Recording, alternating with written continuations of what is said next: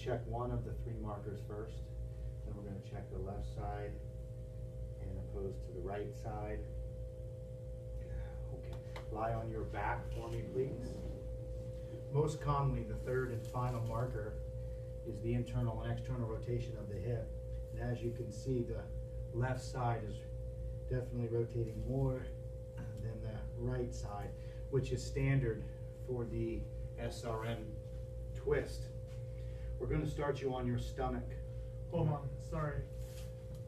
You got to do that one horizontal. I just noticed this vertical. Okay. I'm going to leave these running. Okay, that's fine. The last marker that we're checking for is the internal and external rotation of the hip, knee, and ankle. And as you can see on this particular patient, his left is much less twisted than the right. There's virtually no rotation there whatsoever, but on the left side there is. Sean, I'm going to have you lie on your stomach for me, please.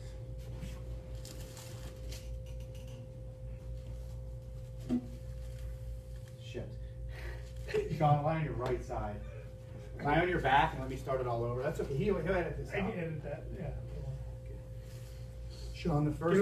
Get a little closer on the foot thing. Are you doing that again? Yeah, we'll do that foot thing one more time. You're going to lie on your right side when we're done, Sean, okay? So we're going to show the left side as opposed to the right side. If you look at it from that angle, you'll see that the left is definitely more restricted or less restricted than the right. Sean, you're going to lie on your right side for me, please. You're going to bring your arms out in front of you. I'm going to let this kind of drift forward.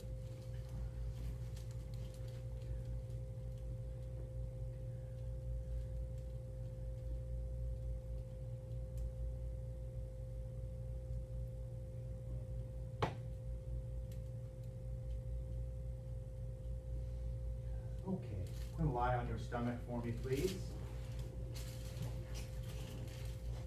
All right, you're going to reach down and grab the table down there. Okay, well, you might want to come on this side. We have three angles over there.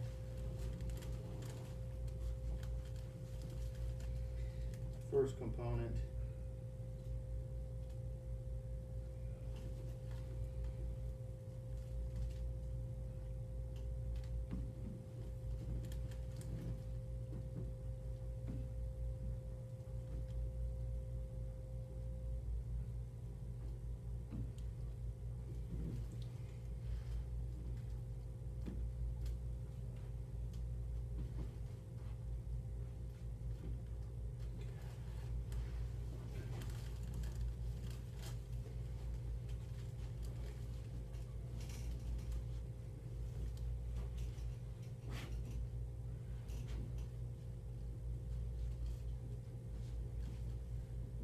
The key concept here is to untwist the spine, and everybody has that right-sided twist where the right side is the tightened side.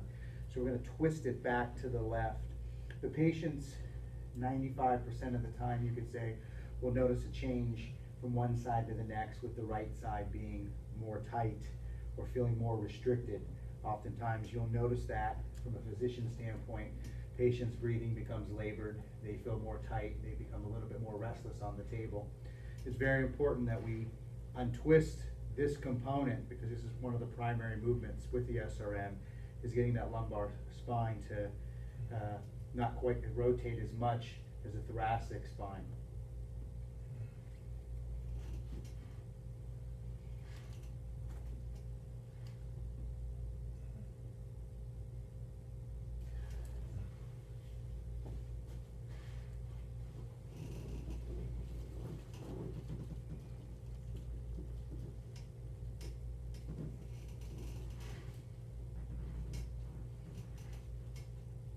Breathe for me.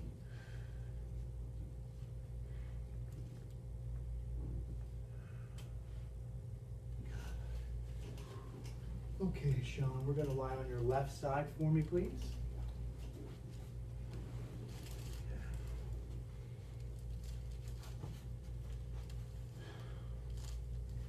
Bend your knees for me, please.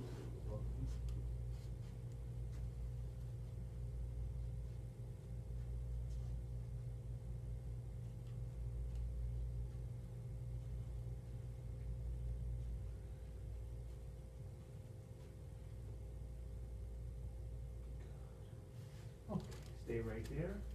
I'm gonna have you kick this leg out in front of you. Bring this one back. I'm gonna lock your knee in with my hip. I'm gonna push you back into extension. I'm gonna ask you to continue to breathe in through your nose and out through your mouth, nice and slow. Good. And inhale for me, please.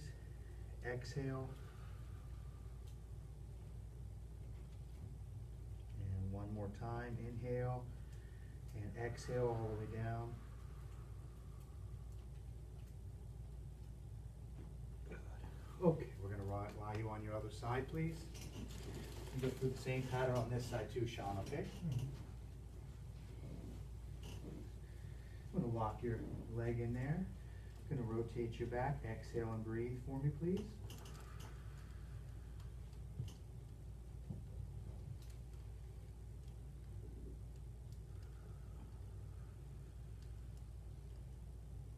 Good. One more deep breath, Sean.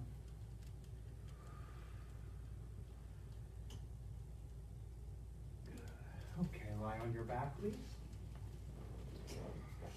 And go ahead and straighten your legs out. And breathe.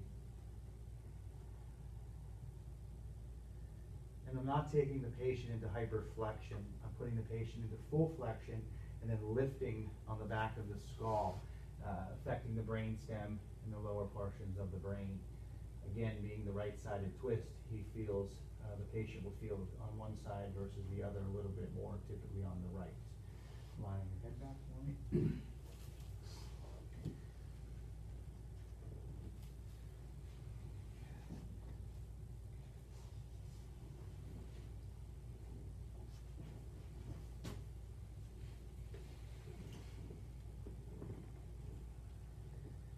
And good. You can ask the patient to continue to breathe.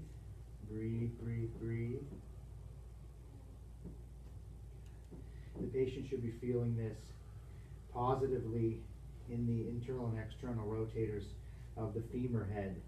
A negative aspect of this is if the patient says he still experiences it, or they feel it in the groin or in the hip joint, that means you haven't completed the first maneuver properly or entirely, so it needs to possibly be redone on the next visit. They should not have pain in the groin.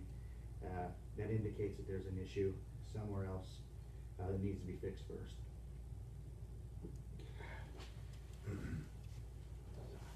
Pause for a second.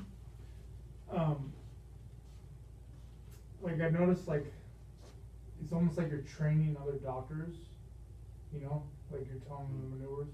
Maybe try to explain what the benefits is, because it should be all about the benefits of the patient, like what they're getting. Okay. Does that make sense? Sorry, I'm not trying to let you do your Okay. job. No, you are actually. This isn't my job is to do this. Yeah. Good. This, cut that together. Like for instance, like why is this release the mattress outside to make me less stressed or something like that? When the muscles are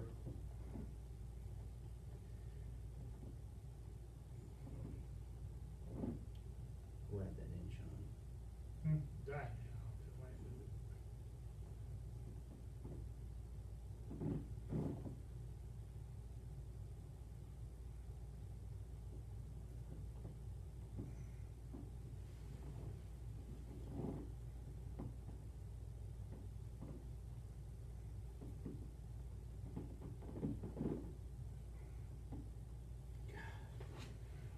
Go ahead and sit up for me, please. like you get what I'm saying? Uh-huh. If people care less how it works, they just want to know what's Uh-huh. it doing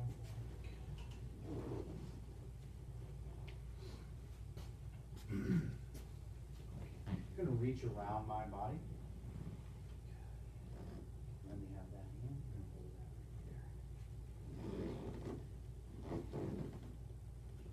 Push this leg down. And you're gonna let the leg push all the way down, let the arm fall off the bench, the side of the bench. Keep pushing the leg down, push, push, push. And breathe.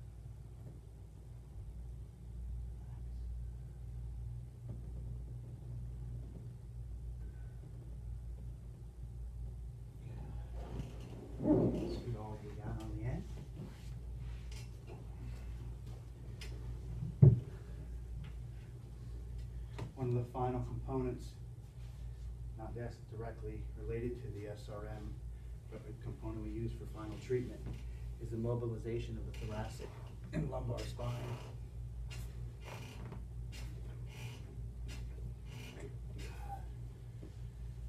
Okay, go ahead and stand up.